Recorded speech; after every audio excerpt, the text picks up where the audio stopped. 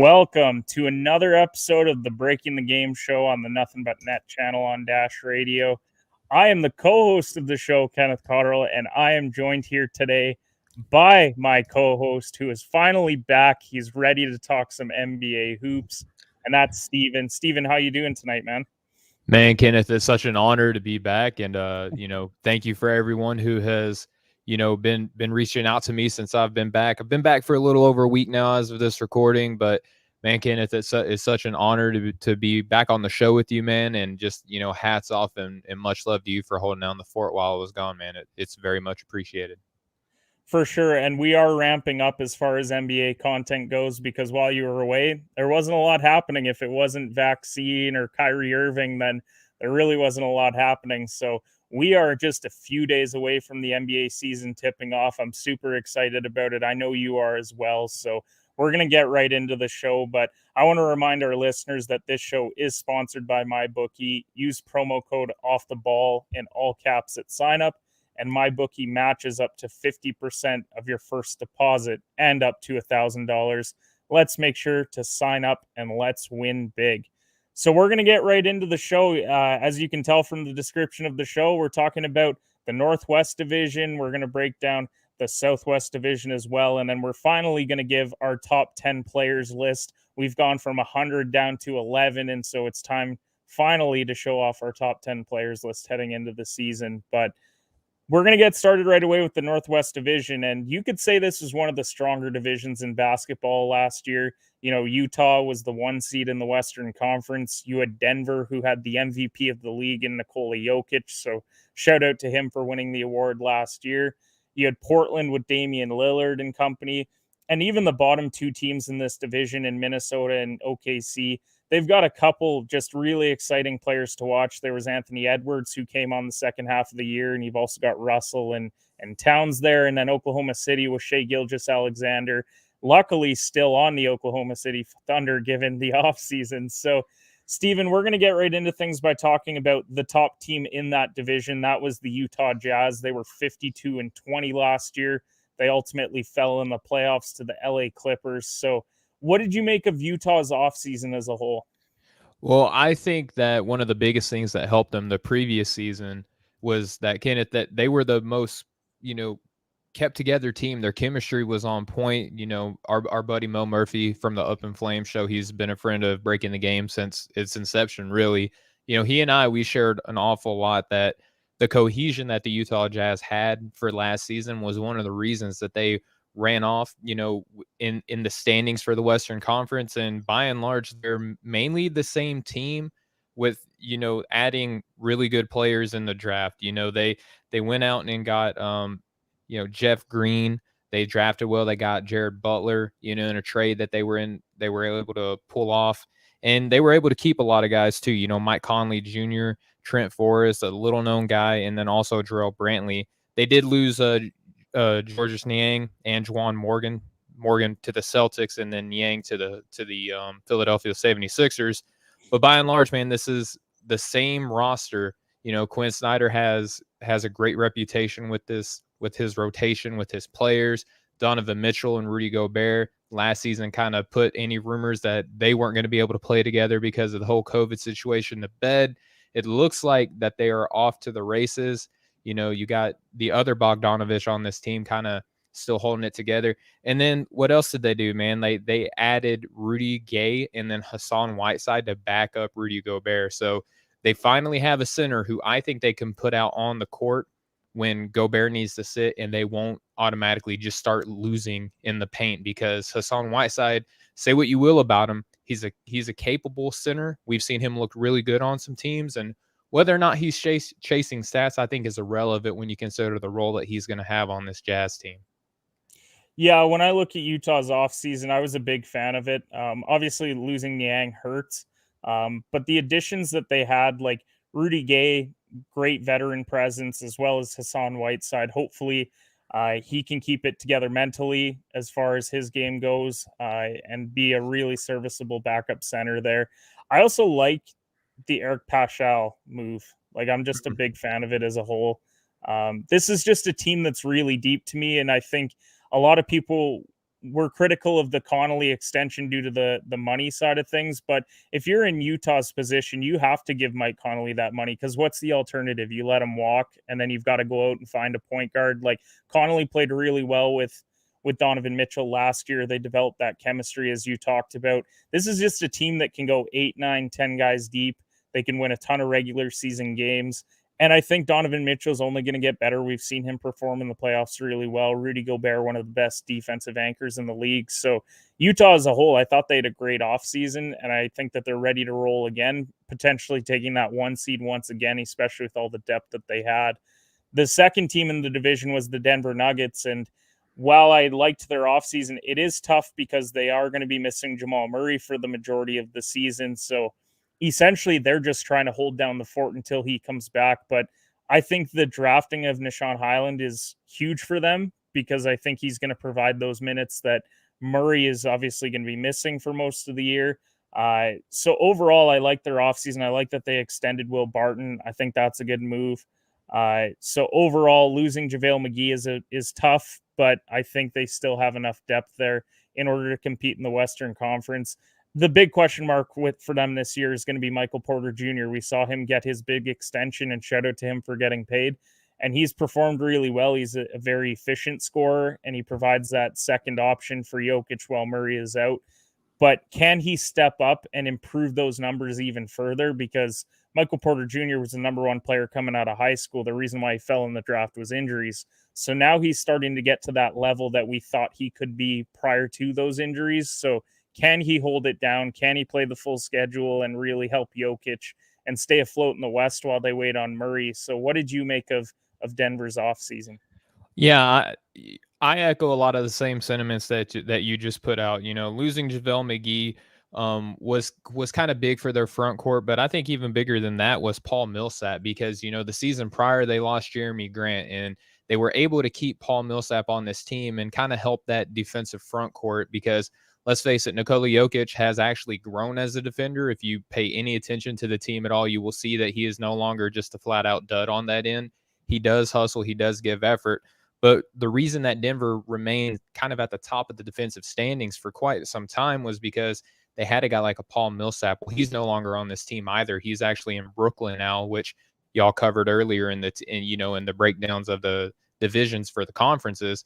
But they don't have that front court presence. And for Michael Porter Jr., all the things that he does well, one of the things that he still struggles with is the defensive side of the ball. And so without any sort of defensive presence from him, it's going to be a different feel, I think, for Denver this year. Now, they did add guys like Jeff Green. You mentioned Nishan Highland. I think that that's an excellent addition. I'm surprised that he fell as deep as he did. And what better type of player to get than when you lose a Jamal Murray than a Bones Highland? For those who are unfamiliar, when I was scouting this guy, there's not a shot that this guy is afraid of. He has a confidence of a top point guard. I'm not saying that he's going to develop into like a Damian Lillard or a Steph Curry or a Trae Young or what have you. I'm just saying he has that belief in himself. When you see him play, he stands out. He has that charisma, that he believes in his abilities. And I think that that's going to help out a lot this season. Now, we all know that Mike Malone isn't really a rookie-friendly head coach, but he's going to kind of have no choice but to let Bones go out there and make some decisions. I think that his play style is similar to Jamal Murray, but has a little bit more playmaking ability as far as getting others involved. So it'll be interesting to see how they fare out with that. I didn't mention earlier, but I think that the Utah Jazz are going to finish second overall in the NBA, first out of the Northwest Division.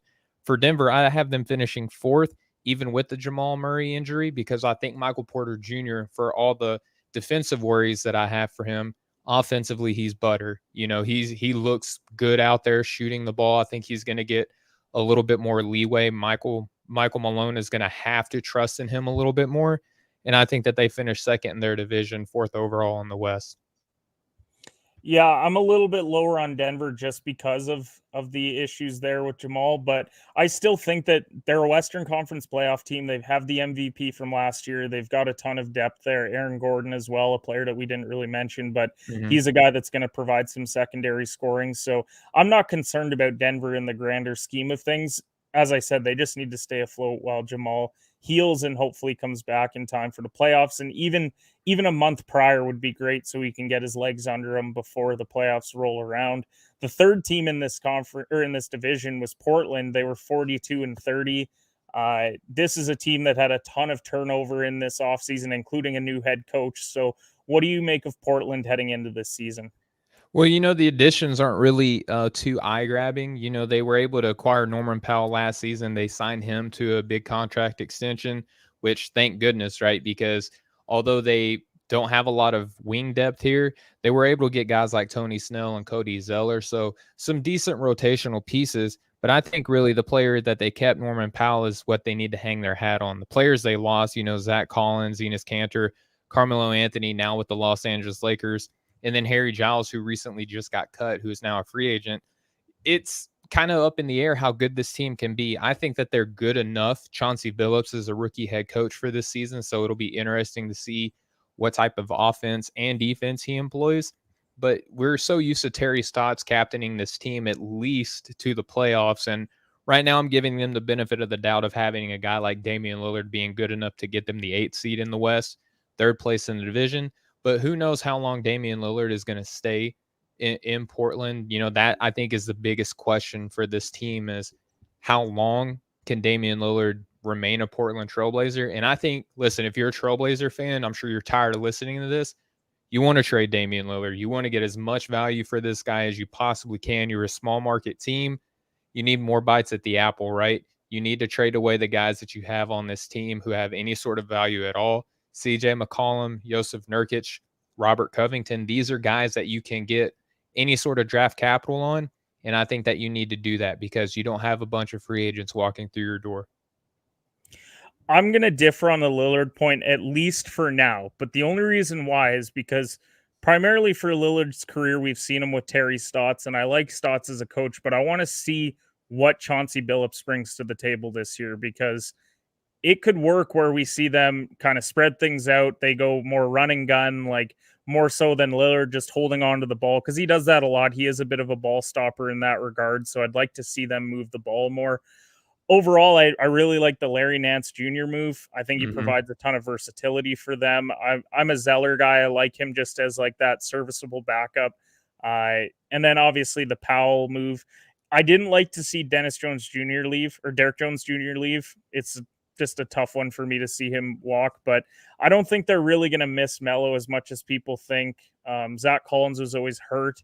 Cantor doesn't play any defense. So I think they're going to be okay. Like, I don't think that they made any moves that are going to, like, even with the new coaching change, they're not going to vault from being that 8-9 seed to suddenly being in the top 5 or 6 teams. I think they kind of just held serve here with the moves that they made. The Nance move was obviously the big one for me. So I think Portland still hovers around that 8 or 9 seed. We'll probably see them in the play-in game once again. But overall, I just think this team needs to make more moves or they need to move on from Damian Lillard. You can't, it feels like they're sitting in the middle, and all that's going to result in a couple of years is him walking or his skills deteriorating, and then you don't get a lot for him. So I just want to see 1 year with Billups. Maybe they can turn it around. If not, then I think it's time that Dame parts ways. And then we've got the bottom 2 teams in the division who are only separated by a game, but they had a lot of losses in that column. You had Minnesota at 23-49. You had Oklahoma City at 22-50. So overall, it was 2 tough seasons for these teams. Minnesota, they obviously dealt with everything in regards to Karl Anthony Towns and COVID, but they did have some bright points in Anthony Edwards showing some development. D'Angelo Russell later in the year coming back because he was hurt for a while there. So he provided them some scoring as well. As far as offseason moves, they didn't really make any. Like, you lose Rubio, you lose Culver, you lose Hernan Gomez, you add Prince and Beverly. I don't think Beverly is quite the needle mover that a lot of people think that he is, but he could maybe provide some defense at the guard position because we know Russell and Edwards are not playing much defense there. When we're talking about Oklahoma City, they gave up Horford and some small role players. I like the Favors move. I think it's going to work out well for them. I know you and I were not very high on Josh Giddey, especially getting drafted there. But I did like the picks of Trey Mann and Jeremiah Robinson Earl. I think those are two pieces that could come in right away and provide some solid minutes for them. Because let's face it, Oklahoma City doesn't have a lot there. The fact that they were even entertaining moving on from Shea Gilgeous-Alexander was mind-boggling to me. But then they ultimately give him his extensions, so we'll see if he's actually there long term or whether they just sign that and then they're going to end up moving him anyways. But what did you make of the two off seasons for Minnesota or Oklahoma City? Obviously, they didn't have a lot of wins last year. Do you see that changing at all this year? I don't really see either one of them moving that much. I have Minnesota projected to finish 12th in the West, which puts them at 4th place in the division, and then Oklahoma City dead last in the division and the conference, right? So I think for Minnesota, a lot of it's going to be how much can we see D'Angelo Russell, Anthony Edwards, and Karl Anthony Towns on the floor at the same time. You got another nice piece at McDaniels there. I was really high on him coming into the draft. How does he fit? Is he kind of looks like he's going to be playing the 4 a little bit. And they still have Malik Beasley, who, when he's out there, the past 2 seasons when they acquired him from Denver, he's a 20-point per game guy, right? So I think offensively, it's gonna be there. Chris Finch with a full season on this team, it'll be interesting to see how he kind of coaches this young roster. But my biggest concern for this team is kind of what we were just talking about with Portland: is how comfortable are they going to be not even looking to make in the play-in game with a superstar on their team and Karl Anthony Towns. This is another guy who has missed a lot of times, whether it be due to injury or, just downright tragedy in his life. The loss of family is going to be something difficult for anybody to deal with. But Karl Anthony Towns, when he's right, he's one of the best players in the entire NBA. He's going to command a lot of value. And let's face it, there's no shortage of teams in the NBA who would want a skilled big man who can play the type of game that he can play. So do they look to kind of give the keys more over to an Anthony Edwards and a McDaniels on this team and a Malik Beasley and maybe try to move Karl Anthony Towns and D'Lo? Who knows? But I think the current construction of this team yields them only a 12th spot in the West. And I don't know if that's anywhere where you want to sell your fan base on, hey, we have Karl Anthony Towns and we might be fun to watch on offense, but defensively we're not going to be very competitive at all. And then for the Oklahoma City Thunder, they just needed to add some grown-ups in the room, right? And it's hard to do in the draft. So what you have to do is you got to get guys who have good composure. Trey Mann, I don't know if he's that guy. He's a spark plug, and I think that it's going to be interesting to see how he plays alongside or even get minutes with an SGA and a Teo Maladon, who they got last year, who actually gave them good solid minutes. So we'll see how much time he gets this season. And then Josh Giddey, kind of one of these guys that has to have the ball in his hand to be effective.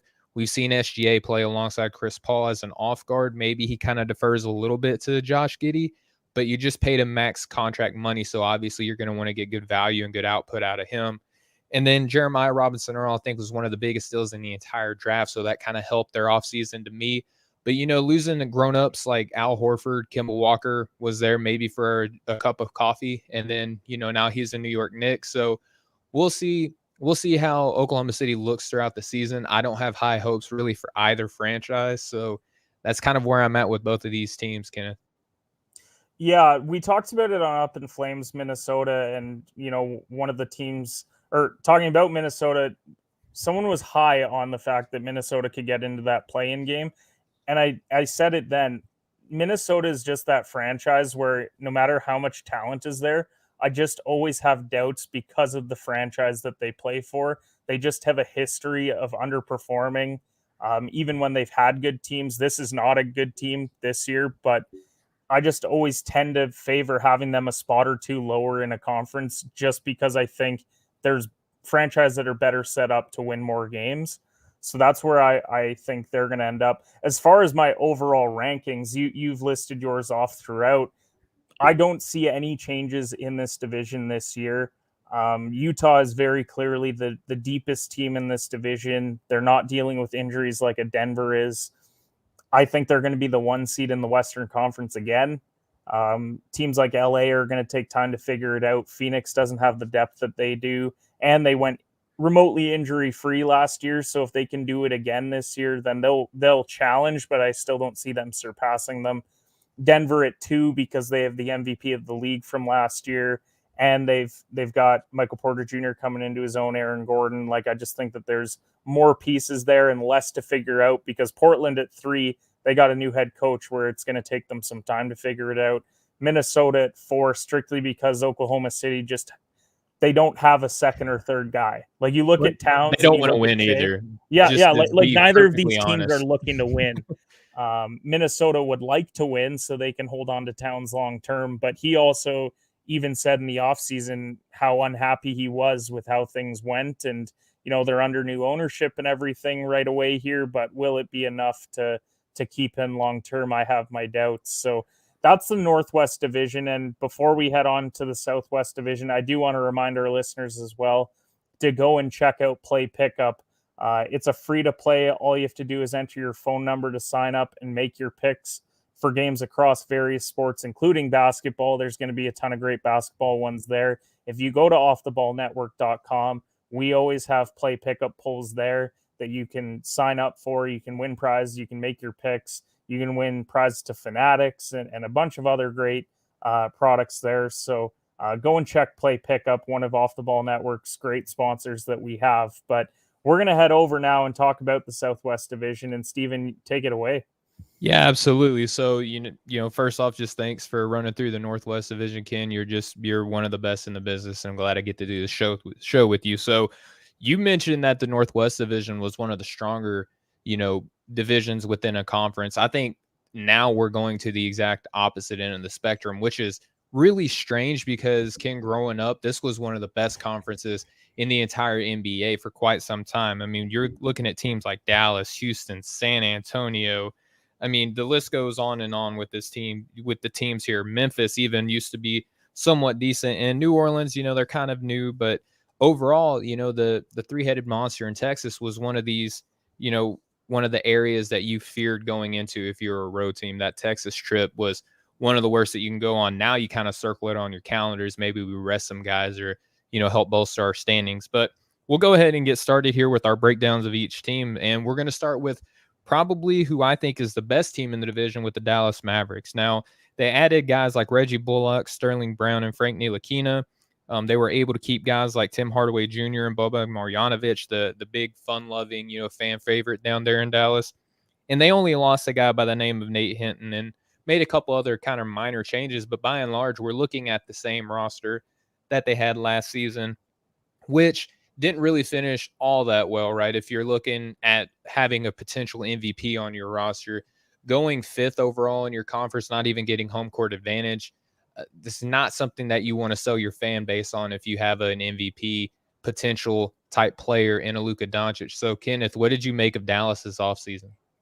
I mean, I want to touch on your preamble there by saying, like, for me, this is by far the weakest division in basketball. It's not even the fact that, like, Dallas is your division winner, which, as you said, they're, middle of the playoff standings as far as the Western Conference goes. And then your second best team is barely in the playoffs. And then you've got 3 really bad teams. So for me, this is by far the weakest division in basketball. But Dallas is a team that I really wish they would have done more this offseason. And I know that they made the coaching change. Obviously, Rick Carlisle out, Jason Kidd in. It's kind of that Chauncey Billups effect of bringing in a former point guard to work with your franchise player that is a point guard as well. But they just didn't make any moves that moved the needle for me. You lose Richardson and Melly. Richardson's the bigger loss because of the defensive side, but he never really fit in Dallas for me anyways. Adding Reggie Bullock, I really liked. I thought it was one of the best moves of the offseason because of what he provides for Dallas. Ideally, Luka's going to dribble. He's either going to find a play for himself or he's going to find open shooters. Bullock's the perfect guy to have on the wing there. So I'm okay with those moves. I liked both of the Brown moves, Moses and Sterling. I think that they're going to fit in just fine in Dallas. But once again, I just wish that they would have done more. Like, we saw Porzingis play well last year, although a lot of people will try and tell you that he didn't. He had one of his best statistical years. But Dallas as a whole, you have Doncic, you have Porzingis, and you needed to go and add another piece. And I don't know if that's them waiting 1 year for a better free agent class this year, or whether they just couldn't attract those DeMar DeRozan type guys, or whether they thought they were bad fits. But I just would have liked to have seen Dallas make more moves than they did. But this is notorious Dallas anyways. They've always been that team that you want them to have a big free agency and then they just don't do it. And so overall, I think Dallas is still the best team in this division. Barely. Like, I think Yeah. it is barely, given the fact that the teams behind one team behind them, I should say, actually went out and they have young guys that are getting better and they made some moves. So for me, Dallas is still the best team in the division, but teams are catching them because they're complacent. Yeah, absolutely. And I have them projected to finish 7th in the Western Conference this season. And again, number 1 overall within their division. And to touch on just the Kristaps Porzingis thing, just real quick, I think that the criticism by and large was around his whole game. Now, if you wanted to come at me with defense, I would absolutely hands down. Like, there's no way to take away, how much of a step back he took in terms of defense. But I think 1 year healthy, coming back after several injuries, I think that he'll figure it out. He has to learn angles a little bit better because his mobility is slightly hampered, and playing more of the 5, I think, is going to help this team out a lot. So we'll move on from Dallas there, and we'll go just a little bit away from them for the Houston Rockets. Now, they added guys like Daniel Tice. They had a great draft in adding guys like Jalen Green, Alperen Şengün, Usman Garuba, and Josh Christopher. They were able to keep Armani, who was just a team favorite, an absolute, just sniper from distance, and defender David Nwaba. Now, they did lose Kelly Olynyk to Detroit. They lost Sterling Brown, Avery Bradley, who was just recently cut by the Golden State Warriors, DJ Wilson, and they cut Dante Exum after inking him to a 3-year deal. So I have them projected to finish 14th in the West, dead last in the division. What do you think, Kenneth, as far as Houston's offseason? I actually like their offseason a little bit more than other people did. When I look at them, obviously the major move is always going to be when you add a number 2 pick in the draft in Jalen Green. I really like his offensive game. I think he's going to be a scorer for them right away. Obviously, Şengün, I liked him in the draft. I think it's a nice pick. I like Josh Christopher. I like Garuba. Overall, I just like their draft as a whole. When you have that many picks in the first round and you hit on so many, at least by my eyes, I think that you had a really good offseason. Adding Daniel Tice is a solid big for them. He's going to provide them some secondary minutes. So I am a fan of him. He's going to replace Olynyk, who is more so the scoring forward, but I don't think that they necessarily need that when you already have Christian Wood.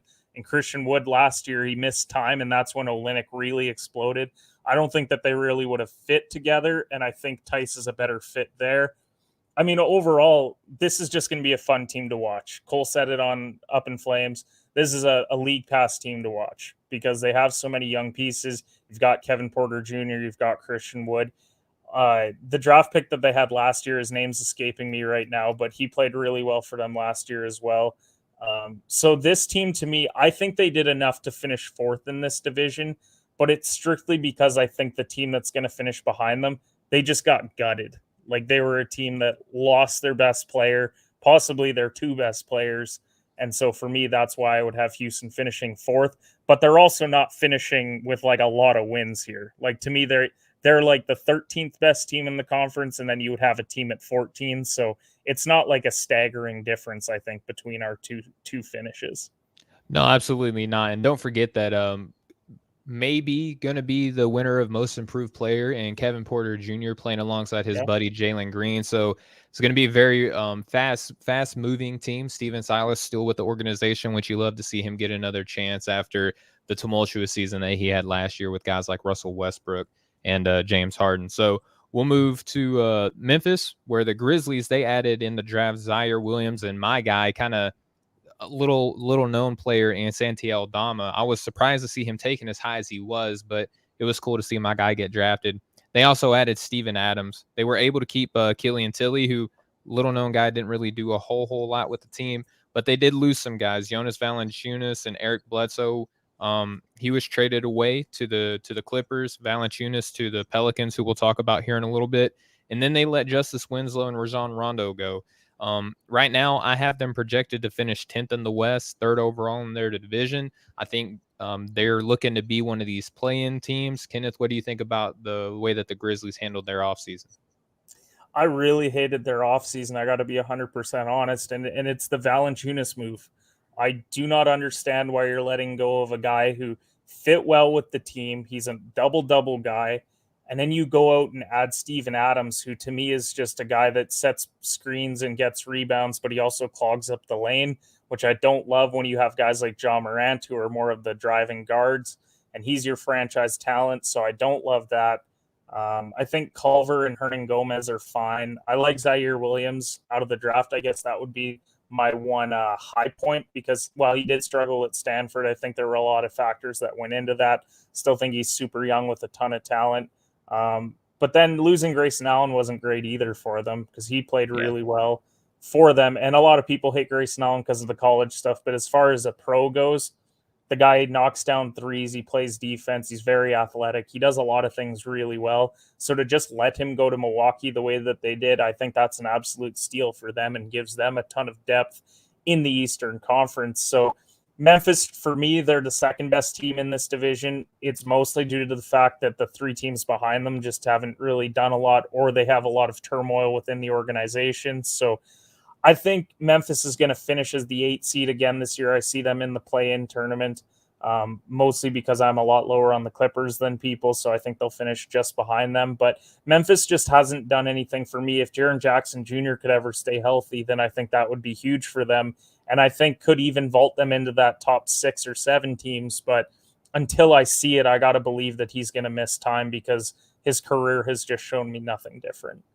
Yeah, and I was just about to mention, too, that you almost have to look at Jaren Jackson Jr. coming back healthy as a free agent acquisition if you're looking to sell anything to your fan base, right? Because in the preseason, he's been lighting it up. I mean, hitting step back, pull up threes. You know, he's got a very unique skill set for his size. You know, almost similar to a Karl Anthony Towns. So when you have someone that unique, they're looking to eventually offer a max contract extension to him, which I think would be huge. But overall, he's going to be kind of the crux of how successful this team's going to be, because we know that John Morant's going to put up, superhuman highlight reels and, crazy statistics and things of that nature. You still have, Dylan Brooks on this team, who is at least a good defender and can put up at least a little bit of numbers. But to your point about Steven Adams, I think that it's going to be really interesting to see how well he fits, because you still have, like I said, Jaren Jackson Jr., who can spread out the floor. So you at least have one guy who's going to clog up the middle, and he's almost always going to have to be involved with a pick and roll for John Morant in order for this team to function well enough. So it'll be interesting to see how Coach Taylor will do with that team. But we'll move on over to the New Orleans Pelicans, who right now I have projected to finish 9th in the West, 2nd overall in the division. And they were able to add some pieces. Devontae Graham, who I think was an underrated point guard, very much kind of an old school point guard in the sense that he looks to set people up, but also very modern, because if he shoots, it's pretty much from distance, right? So he doesn't have a whole lot of, difference or variance in his game when it comes to his offensive repertoire. But Jonas Valanciunas, we just mentioned, I think adding him along to his Zion Williamson whenever he decides that he's healthy enough to play is going to be very important for the development of this team. And then just adding another grown-up in Garrett Temple to this organization, I think is a solid move. They were able to keep Josh Hart, Didi Louzada, and then Willie Hernan Gomez. They also lost Eric Bledsoe and Steven Adams, who we just mentioned in that trade. Lonzo Ball ends up going to Chicago. And then James Johnson ended up in Brooklyn, was another loss that they suffered. Again, Kenneth, I have them 9th in the West, 2nd overall in the division. What do you see for the New Orleans Pelicans moving forward? I've got them at 10th, and it's strictly because of the Zion injury, because I actually thought the Pelicans were one of my biggest winners this offseason. And people might think that's crazy because, well, they were a team that finished outside of the playoffs last year, and like, what could they really have done? I think firstly, ditching Stan Van Gundy was huge. I just think that he was a terrible fit there. When your fit is so bad that they have to then move JJ Redick, who played under him and was successful under him, in order to try and like fix things, like, I think that you have major red flags there. And I really like Willie Green. I'm excited to see him as a head coach. He's a guy that's been an assistant on many benches. He was a player himself. I just think that he's going to be a great like players coach. And I think that's what they need, because they're concerned about Zion walking in a couple years. And I think that this could go a long way in helping him mend the relationship within New Orleans and get them winning some games. I think ditching Steven Adams and Eric Bledsoe is great, because they're two pieces that really don't fit around your two best players. Like, Bledsoe is not a shooter. He's a driver. Sonny's going to drive into Zion. He's going to drive into Adams. It's really not going to work. They didn't have a lot of shooting in the first place. So then you go out and add Jonas Valanciunas, who can stretch the floor because he can step out and hit those threes. It opens things up for Zion when he's there.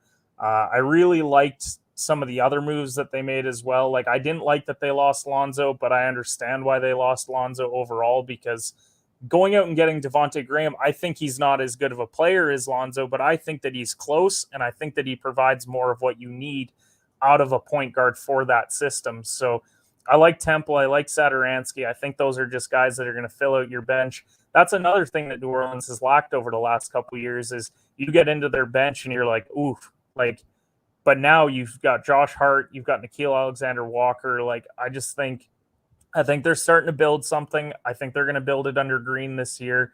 I only have them as the 10 until I know how long Zion is truly out, but they could move into the top 8 for me pretty easily because I think they made the moves necessary in order to make Zion successful.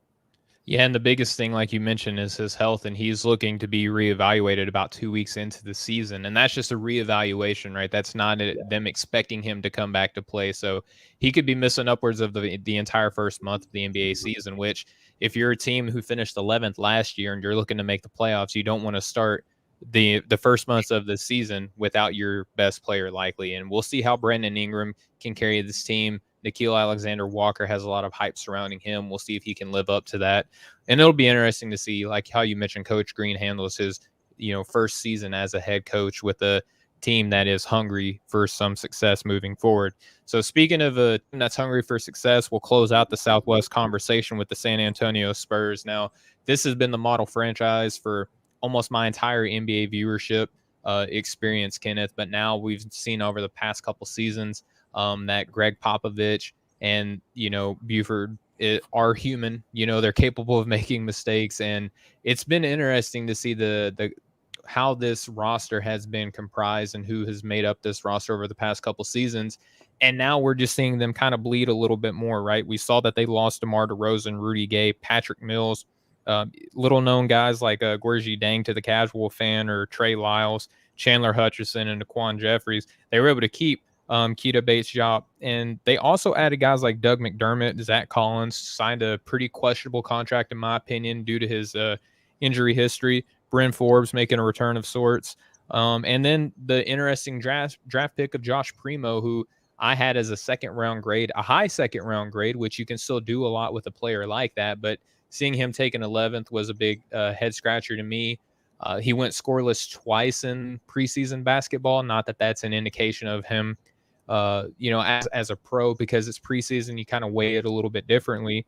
But I have them finishing 11th in the West, 4th in the division. Kenneth, how do you see the San Antonio Spurs playing out their season? I think they're going to finish last in the division, and just look at their offseason. So you lose DeMar. That obviously is always going to hurt because he should have been an all-star last year. He got absolutely robbed of being an all-star. You lose Rudy Gay, Patty Mills, Trey Lyles, Gorgie Jang. So what does that leave you with? It leaves you with DeJounte Murray and a couple other young pieces. And that to me just doesn't spell success in the NBA. Like, I get it. They went out, they added Thaddeus Young, who's a longtime pro. I think he's a grown-up, as you would say. Like, he's just a guy that's going to provide some veteran leadership. They added Doug McDermott. I didn't love the value, but I understand his value as a player in the way that he shoots the basketball. I would prefer it if he was getting paid that from a championship team than a team like this. But when you're not in win now mode, these contracts really aren't that bad because you got to pay somebody. Like, somebody on this roster has to get paid. So I think McDermott's fine. Zach Collins, if he comes back and plays well, like, I think he's fine. But once again, he's like Jaren Jackson Jr. He's always hurt. So, like, if he's not going to play very much, then to me, that's kind of just a wasted spot. I liked the Primo pick. I didn't like where it happened. Like, I loved Primo as a player, but okay, if you were going to take him at 11, you very easily could have traded back, probably acquired assets, potentially even another pick, and then still got Primo. So that one's a bit of a head scratcher to me as well, but I'm not going to badmouth the Canadian too much. So I'm hopeful for him at least this year that he's gonna play well. But there's no eye-popping moves. You lose your best player. You lose a lot of veteran leadership. You bring some in, but that can take time to develop. Popovich's coaching would be about the only thing to me that pushes them past Houston, because at least in Houston, you have those pieces that you really like a Christian Wood. I can't point to a player on this team that's as good as Christian Wood. And so that's why I would have Houston just edging them out. If San Antonio does pass them, to me, it's by a game or two, and it would have to do with injuries and Popovich's coaching. But either way, neither of these teams are winning many games. Like, San Antonio is going to be at the bottom, and it's unfortunate to see, but they did have 20 years of success, so it is tough for me to feel too bad, because every team at some point has to go through a rebuild, and unfortunately, they're having to do so now. Yeah, and it's like they don't want to admit it. And just real quick before we move on, Primo, I'm curious to see where his minutes come from. You know, he's playing behind Murray, White, Lonnie Walker, Keldon Johnson, Bryn Forbes is. We've seen Greg Popovich, when he has guys, they are going to get playing time. You know, yeah. Doug McDermott's another one of these players. So it'll be interesting to see how much minutes he gets, even if he works out to be the 11th best player in this draft. It'll be interesting to see the number of minutes. But Kenneth, we're going to move on real quick to the top 10 players that we have coming into this NBA season. But before we do, I just want to remind the listeners again one more time that MyBookie matches up to 50% of your first deposit and up to $1,000 cash. That's the largest bonus in the industry. They have the highest credit card acceptance rates. They have 48-hour payout processing. Just go over to mybookie.ag, use promo code OffTheBall, and let's win big together. That'll let you tell them that we sent you, and you will get a really, really good deal. And with that being said, Kenneth, I know that you're really big on the betting. We have a lot of guys on the network who are as well. All you have to do is go to offtheballnetwork.com, read anything that Kenneth and Pat throw out there as far as betting, listen to Bets on Bets, and then go over to MyBookie, take their advice, and we will all win big together. So go over to mybookie.ag. Kenneth, let's go ahead and go into the top 10 players. How do you want to do this, man? Do you want to go 10 for 10, 9 for 9, or do you just want to go through the entire list? Let's hear it. So we'll go 10 for 10, 9 for 9. And also, to touch on the MyBookie stuff, if you're going and checking out those articles, I mean, golf betting article 1 this week. We're already up in NFL this week as well. Pat's always doing well on the UFC side, so definitely go and check those out. But we're going to start with our number 10 players. If you're watching it live, you can already see 10 through 6, but if you're listening to the audio version, then you'll have to bear with us as we go. So my number 10 player heading into the year, we talked about him earlier, was Damian Lillard. I'm intrigued to see how he's going to fit with Chauncey Billups, but to me, I had him outside of my top 10 for a lot of the offseason, and it took me some time really to think about some of the guys that I would be putting ahead of him, and I think Lillard's been doing it longer. I think that he still has a lot to give. We saw him even in the playoffs last year drop a 50 bomb. Like, he's phenomenal at what he does. So I've got Lillard at 10. Steven, who's your number 10? Yeah, and hats off to you for putting Damian Lillard in there. I'm going to talk about him here in a little bit more as well. But one of my personal favorite players in the NBA, not that I'm really a fan of teams per se, I just got players I like. Jason Tatum, it's hard for me to deny him any sort of top 10 recognition. I just think that with the amount of players that are already contracting COVID, including his second banana and Jaylen Brown and Al Horford, he's going to have a lot of pressure. He's already said himself that he wants to be taken more seriously in the top 5 player conversation. So with that being said, listen, we had a great year with him last season. He was very efficient. I believe he was around 39% from deep, and he takes some of the most difficult looks in the entire league. So very much so deserving of being top 10. Not to mention, he's one of these guys that can play on both sides of the ball. So that's why I got Jason Tatum number 10 overall. For sure. And I have Tatum at 9 for all the reasons that you just said. I think, obviously, I'm a big fan of him being a Duke guy. Sucks that he's on the Celtics being a Lakers guy. So I guess I got to take a grain of salt with that one. But there you go. He hits big shots. He plays both sides of the ball. I think he's still ascending. Like, I still don't think we have seen the very best of Jason Tatum quite yet. And I think that there's going to be plenty of great moments down the line for him. But overall, like, just does so much for his basketball team. I think the only reason why Boston's even going to be in the playoff consideration is because of this guy's play. Because while I do love Jaylen Brown, I just think Jason Tatum is just that step better that they really need in a franchise leader. Who's your number 9? So number 9, I'm going to give you the only second banana on my top 10 list, and that is James Harden. And that is because this man was in MVP conversations last season when guys like Kevin Durant, more on him to come. And then Kyrie Irving, which we know his future is murky at best.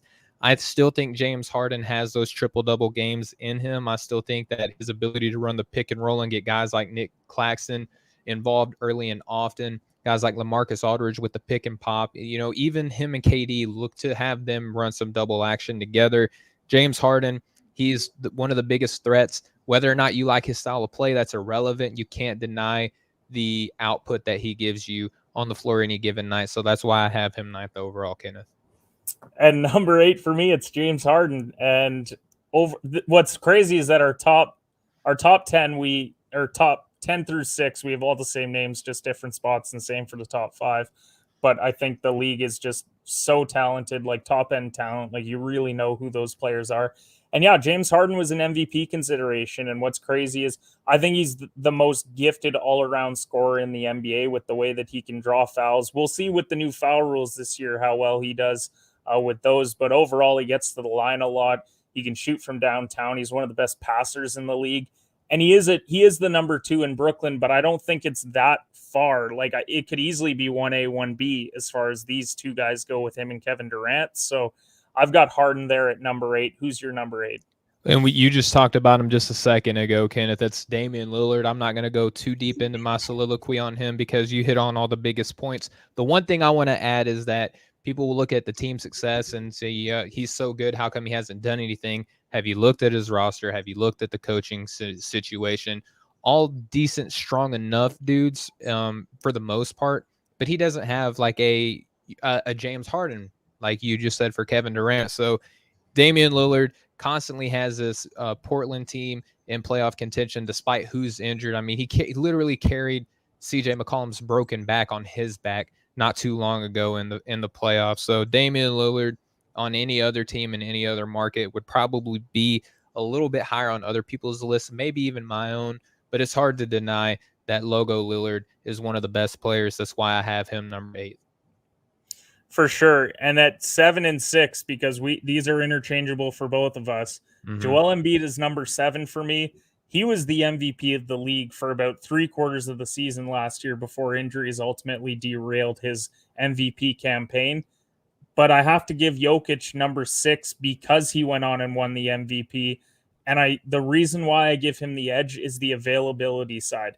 I think Joel Embiid, when he is playing, is a better basketball player than Nikola Jokic. But I know that Nikola Jokic is going to give me 80 games a year. And Joel, I know he's going to need time to rest. Like, he's a guy that's young, but has had a lot of injuries already in his career. So I had to favor Jokic. They're two contrasting styles as centers, too, because you've got one that's more so the back to the basket, really try and score the basketball. And then you've got the opposite side of things with Jokic, the distributor, but can also hit from the outside. I really love both of these players, and it was tough deciding between 7 and 6 for me. Yeah, and I'm right there with you. Now, I have Nikola Jokic, the reigning league MVP, at 7. And just to touch back on something else you said, Kenneth, how blessed are we as far as NBA talent goes, where my 7th best player just won MVP, and we got a whole slew of guys that we're going to talk about here in a minute. But I'm not going to – having him at 7 is not a knock on him at all in my book, because everything that you said totally applies. And one thing I'll say is, you talked about the contrasting styles. I think that they can both play each other's style as well, too, because Nikola Jokic, he's pretty strong down in the paint. He's not a slouch at all. He's one of these European players that, Kenneth, you remember when European players used to get the knock that they were soft? That doesn't apply here for Nikola Jokic. No. He's one of the he's the dad bod hero. You know what I mean? He makes me think that I can go out and do a little something on the basketball court. And then Joel Embiid, I mean, he can step out and hit threes, and he has a little bit of a handle too. He tries really hard to be a guard sometimes, which is one of the knocks against him. I will give you the availability portion, but if we're going peak for peak, Joel Embiid might give anybody a run for their money as far as MVP consideration goes, because he's that dominant. I mean, a guy who can give you 30 and 12 and still get conversation that he doesn't try hard enough, give him on my roster anytime, any night. I'll take him on board, whether he's trying or not. If he gives me 30 and 12, I'll be happy. For sure. And so now we're into the top 5, and these are the cream of the crop, the guys that, they're in MVP discussion every year. They're franchise leaders. Some of them are champions. Some of them are hoping to become champions. But at number 5, we both have Luka Doncic. Mhm. And betting odds have him as the favorite heading into this season. I don't know if the team success is going to be there, but I think if he puts up the numbers, then he's definitely going to be there. He's a guy that can get you a triple double any night. Like, he's just so special to watch. Some of the shots that he hits too are just incredible to see. Like, he had the game-winning floater 3 last year that was like, what was he even thinking there? Like, you think that it's a terrible shot, but it goes in, and that's why he's so special to watch. Why did you have Luke at 5?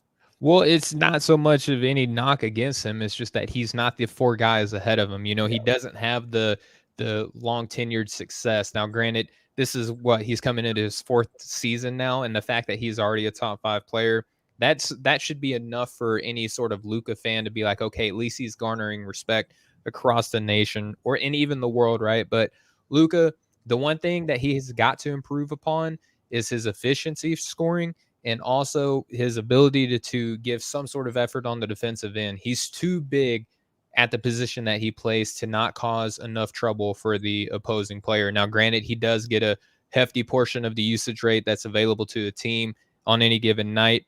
And you can say, well, guards don't play defense like that anymore. Okay, that's fine. But Luka, you're too big to not give any sort of defensive effort and play passing lanes. I mean, come on, Steph Curry and James Harden once upon a time led the league in steals. Let's see you try a little bit to play some passing lanes at least.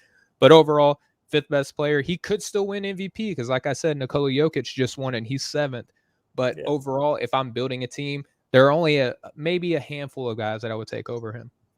For sure. And the 4 guys that we have ahead of them, a lot of these guys are former MVPs, they're champions, finals MVPs. Like, this is the elite of the elite company. And the fact that Luka is just on the edge of that, having yet to even win a playoff series. He's been special in the playoffs, just hasn't been able to quite get past the Clippers. But number 4, I've got LeBron heading into Mm-hmm. this year.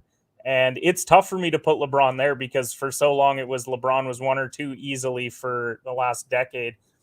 Father time is starting to catch up because while the play is still there, the defense is a little bit lacking compared to years past. I think that's just the 80,000 minutes that he's played in the NBA, like he's been playing for so long, that it's starting to catch up with him. And that's not a knock on him at all. But he was still an MVP candidate last year, which people forget was early on the year, it was Embiid and LeBron. And then LeBron got hurt, and then Embiid got hurt. So then ultimately Jokic wins the MVP. But I think LeBron at 4 is fair, given the fact that I think he's going to play 70 games this year. We know that he's going to take some nights off because for LA, it's all about winning a championship this year. They don't care if LeBron plays 82 games this year. That's not the ultimate goal for the LA Lakers. So that's why I have LeBron at 4, and then I have Steph at 3 because one of the greatest three-point shooter of all time. I'm not scared to say it anymore. I was a bit hesitant for a couple years there only because I wanted to see him actually get to that record. It's coming. We know that it's coming at some point. He's going to hit 4 or 5 threes a night. It seems like every night. So what he does for Golden State cannot be understated. I think he's just a special talent. Who are your 4 and 3? Because they're interchangeable once again. Well, right, and Kenneth, just I got an eye on the time here, and it looks like we're kind of coming up against the end of our time here on the Nothing But Net channel here on Dash Radio. So, if anyone wants to hear the rest of my and Kenneth's top 5 players in the NBA, would love for you to go check out Breaking the Game anywhere podcasts are available. Just go look up Breaking the Game. Follow us on Facebook, Instagram, or Twitter at BTG NBA Pod, and we just thank you guys so much for your listenership, your viewership, your subscriptions, all of those things that help us continue to do what we do on a weekly basis. It's much appreciated. So, Kenneth, before we wrap up here on the radio, why don't you let the kind listeners know, some of the things that you have in the works? Definitely. All I'll say is go and check out offtheballnetwork.com. We've got so much great content happening there. We talked about betting articles, but we've got NBA draft profiles already coming out. You know, our guy Urson and Steven and others are already scouting for this year's draft. So that's some stuff to look out for. My show, Shooter Shoot Basketball Podcast. I've got Sage Alvarez on this week on Tuesday night. So go ahead and check that out as well. And all my socials are at shooters_pod. So definitely check that out for sure.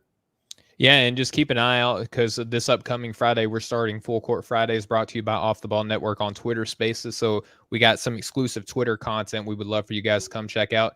And as for myself, I have a 30 questions, one for each NBA team that's going to be released. By the time you're listening to this, it's probably already out. So go to offtheballnetwork.com for all of your sports needs and go check out that latest article. Just real quick, again, we're going to shout out my bookie. Go to mybookie.ag, enter in promo code off the ball, and they'll match whatever it is that you put up to $1,000. And we'll go ahead and win big together. And then, Kenneth, go ahead and plug our other sponsor, please.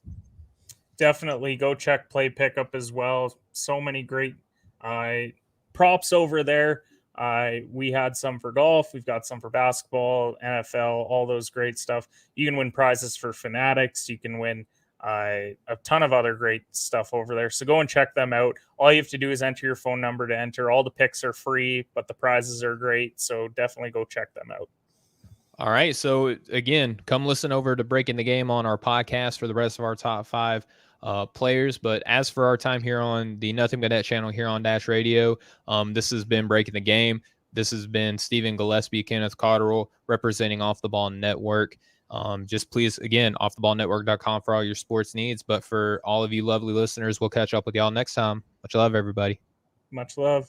So number 4 and number 3 for you. I've got LeBron and then Curry. What's your order? Yeah, and I just have the inverse of that again. I mean, we talked about how all these players just kind of nip tuck, and I just went with Steph Curry at 4th because maybe it's just how great LeBron James has been for basically ever, since 2003 when he was drafted. But Steph Curry, again, no knock against him. It's just going to be, I think team success is actually playing a little bit into where I'm ranking these guys, because I think the Lakers will be more successful than the Golden State Warriors. And look, Steph Curry showed last season that he can deal with regular team problems. He had a lot of his players out for the season. Klay Thompson has missed a couple seasons. Draymond Green, we're not getting, the Draymond Green of old anymore. We're getting an old Draymond Green who is not as talented defensively, which is still one of the best defenders in the NBA. And then James Wiseman missed quite some time too. They're top 3 pick from last season. So we'll see how Andrew Wiggins looks on this team. Kelly Oubre Jr., that was a failed project for them last season. Steph Curry, though, has been the mainstay. He has showed that he can lead the NBA in scoring with a less than stellar roster. And that's why I have him 4th. And then LeBron James. I mean, the guy is just defying the laws of time, the laws of everything. He is just completely pushing past this. The NBA's Tom Brady, and he might still be one of the best players in the NBA at this advanced stage in his career. It just looks different. It does remind me a little bit of an older Michael Jordan. I'm not trying to get this, who's better than who all time. I'm just saying it's reminiscent of a Michael Jordan, because we see these guys as they age, their body, they're using the physicality is a lot different now. It's more of a mental stage. And we saw it with the greats like Kobe Bryant, even included in that as well. Now we're seeing LeBron James play more with his mind than anything else. And it's fun to see. Whether or not you love him, whether or not you hate him, you can't deny how great he is, which is why I have him 3rd overall.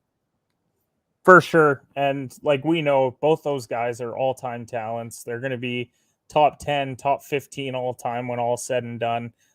Some even top 5 for sure. And so just special talents. And then at 1 and 2, we're interchangeable once again. So I'll give my reasoning why I have Kevin Durant at 2 and why I have Giannis at 1. I mean, Kevin Durant was great last season. Mm-hmm. Like, we saw these two battle it out in the playoffs, and Brooklyn was hobbled. I mean, Kyrie was missing time. Harden was out there, but we know that he wasn't the same after he had his leg issues. So, I mean, I loved watching Kevin last year. He's so fun to watch because it's so weird to see a guy that tall, but that skilled at not only handling the basketball, but shooting it and all the things that he does for Brooklyn. And overall, I just had to put Giannis 1 because I think he had one of the best postseasons of all time. Mm-hmm. And not only that, one of the best NBA finals of all time as well, because he took a Milwaukee team. Everyone will point to, well, Brooklyn was hurt. That's why Milwaukee advanced. Well, they still then had to go on and win the NBA championship. They had to beat the Atlanta Hawks like they did in 6 games, a team that's up and coming in the Eastern Conference. And then they took on a Phoenix team with Chris Paul playing well, DeAndre Ayton coming into his own and Devin Booker ascending as a superstar in the NBA. And he just closed them out. And he had help from Chris Middleton down the stretch. Drew Holiday made plays, but it fell on Giannis, and he put up 50 points in a closeout game and just said, that's my NBA championship. And, maybe it's a bit of recency bias, but to me, that solidified him as the best player in the game. He was the finals MVP. He's been a multiple time MVP. He's been a defensive player of the year.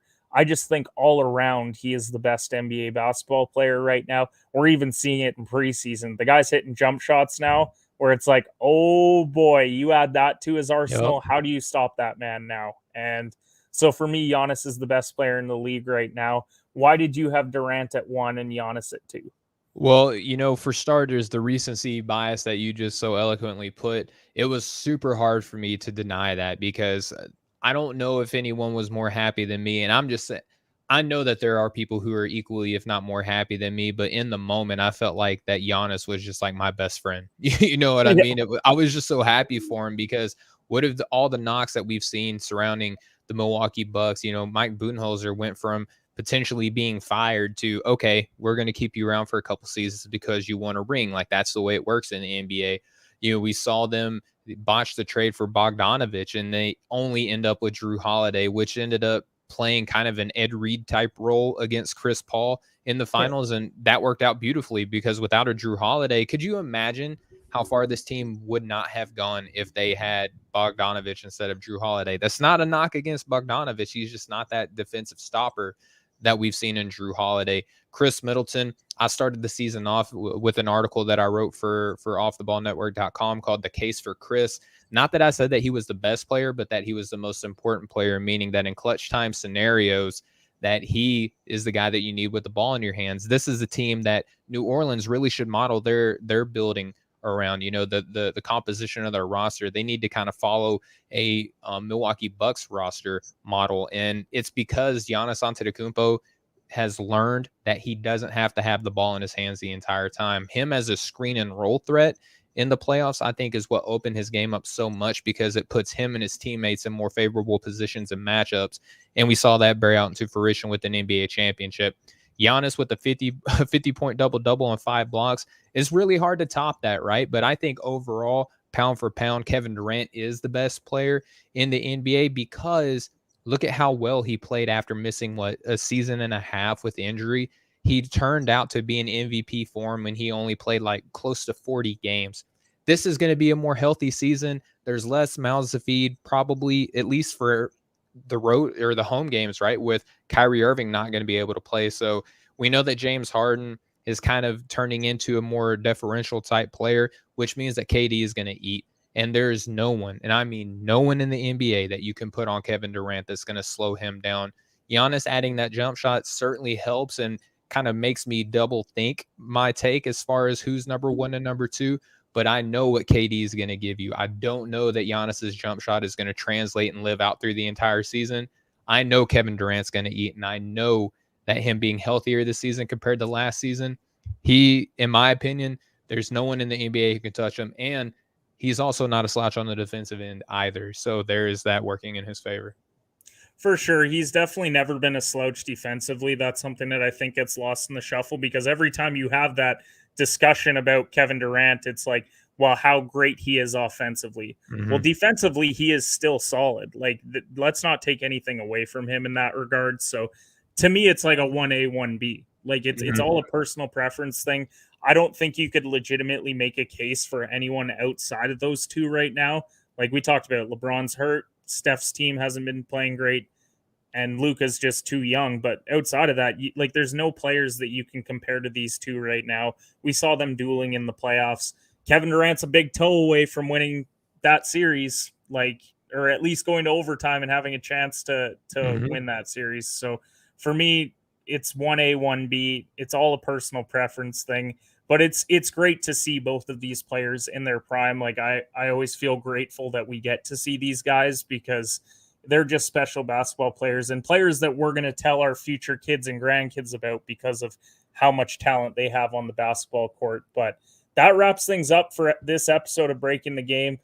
Steven, before we sign off here, I know we just did a bit of a sign off a couple minutes ago, but tell the folks where they can find your work.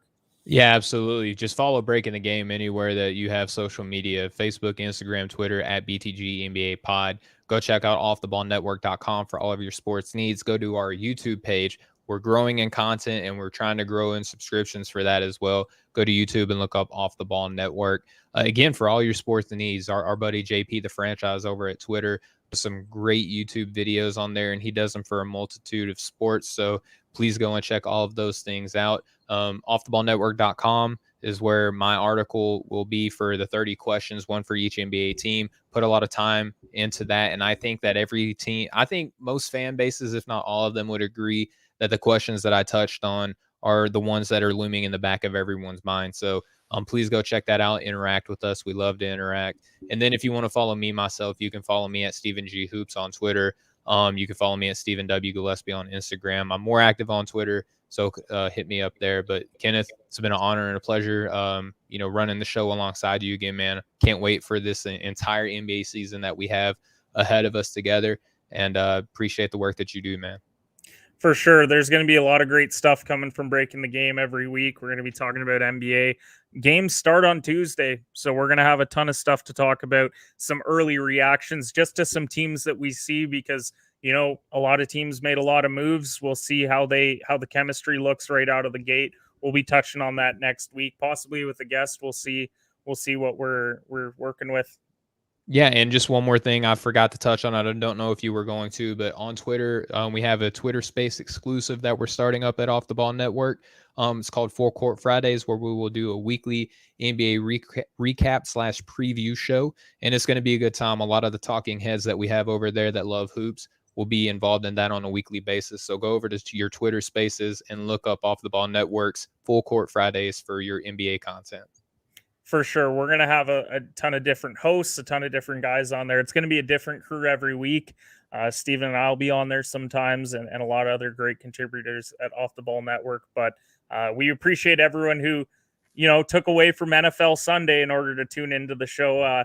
Even myself, I was still tuning into NFL Sunday as we were recording. So exciting times in the sports world with the NBA starting up. We're right in the swing of NFL, NHL starting up as well. Just a lot of great stuff. And we look forward to seeing you guys next week.